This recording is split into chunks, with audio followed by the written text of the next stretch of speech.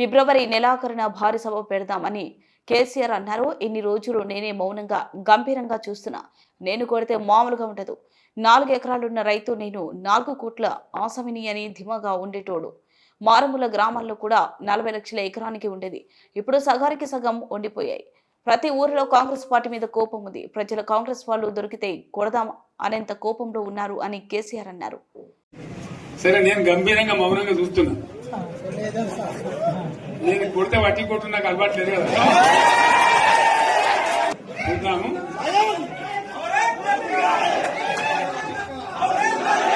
నా రోజులు కానీ అన్నట్టుగా నేను చూస్తా ఉన్నా. కానీ మన వాళ్ళందరూ కూడా ప్రతిపాదిస్తుంది ఏంటంటే, ఒక సంవత్సరం జరిగిపోయింది.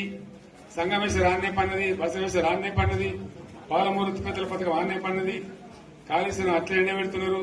ఇవన్నీ అన్యాయాలనే. కాబట్టి ఫిబ్రవరి నెలాఖరులో ఒక పెద్ద బహిరంగ సభ పెట్టాలి, ఇక్కడ కథ చూడాలి అని జరుగుతూ ఉంది. కాబట్టి మీరు కూడా పెద్ద ఎత్తున దయచేసి ఆ సభకు కదిలి రావాలి. కదా దూరమే ఉండదు. ఆ రకంగా తెలంగాణ శక్తి ఏందో మరొకసారి చూపించి వీళ్ళ మెడలు వంచి ఇప్పుడు సాధించాలి. భవిష్యత్ కోసం కూడా కొట్టాడకు మనం సిద్ధంగా ఉండాలని తెలియజేసుకుంటూ, పరమేశ్వర్ గారికి అంతటి లోకమంత్రం ఇది. ₹1 కోటి భూమి ఇప్పుడు 50 లక్షల కట్టుకోలేదు.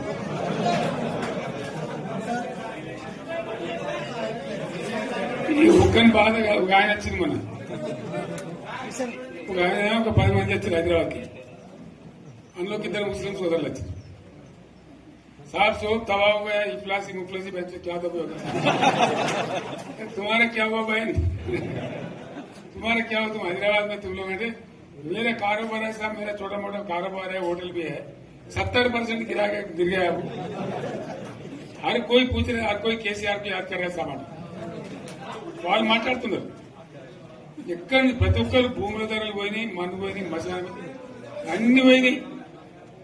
ఎంత మంచిగా 4 ఎకరాల రైతు నేను 4 కోట్ల ఆసామని అనుకుంటుండే. అంత ధీమా ఉంది. ఎంత బాగుండే.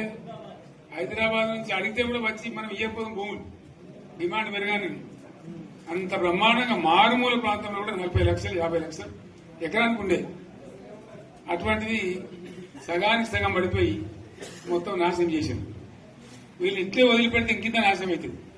కాబట్టి మనం కొట్లాడాల్సిందే. నేను ఇంకొక మాట మీకు చెప్తా. ఎలక్షన్లలో నేను మస్తుగా చూస్తే 50 ఇళ్లలో పార్టీలు గెలితే ఓడితాయి. ఇంత మాయలు ఏడాది లోపలనే కాంగ్రెస్ పార్టీ దొరికితే కొడతామని అన్నంత గొప్ప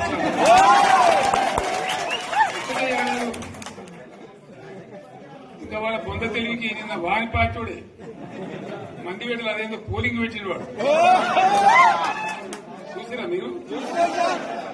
ఆ పోలింగ్ పెడితే 70% మనకు వచ్చింది, 30% మనకు. వాడు పెట్టింది, మనం పెట్టింది కాదు. 75 ఇది పరిస్థితి.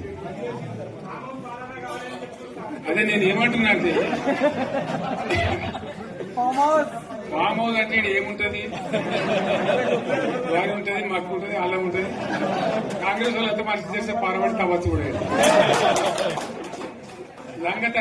దీన్ని ఫామ్ హౌస్ అని మనం బదనాం చేసి అంతే కదా. నేను ఏమంటున్నా అంటే, అన్ని మబ్బులు వీడిపోయినట్టు ప్రజలకు అన్ని తెలిసిపోతున్నాయి. మంచి ఏంది, చెడ్డ ఏంది, ఏది జరిగింది అన్ని ఇంకా ఘోరమైంది నేను చెప్తున్నా. వీళ్ళ తెలియదక్కతనానికి ఏమైంది? నిన్న మొన్న రిపోర్ట్ వచ్చింది. సింగూరు నుంచి లిఫ్ట్ చేసి సంగమేశ్వర బసవేశ్వర 2 లిఫ్ట్లు పెట్టుకుంది. 2 తాలూకాలకు రెండింటికి కూడా లక్ష ఎకరాల పైచీలకు వచ్చేట్టు ఎకరాల నీళ్ళ స్టెట్ పెట్టుకున్నాడు. మళ్ళీ మన నుంచే కావాలి, మళ్ళీ ఇది లైవ్ లో రావాలి. అందరు మంచిగా ఉండాలి. మనకు మన పార్టీకి కులం లేదు, మతం లేదు, జాతి లేదు. తెలంగాణలో ప్రతి బిడ్డ మనోడే. వాళ్ళు ఏ మతం ఉన్నారు, ఏ కులం ఉన్నారు మనకు అవసరం లేదు. ఈ తెలంగాణ బార్డర్ గీత లోపలిన బిడ్డలు అందరు మనోళ్లే. అందరూ బాగుపడాల్సిందే. ప్రతి ఒక్కరికి న్యాయం జరగాల్సిందే.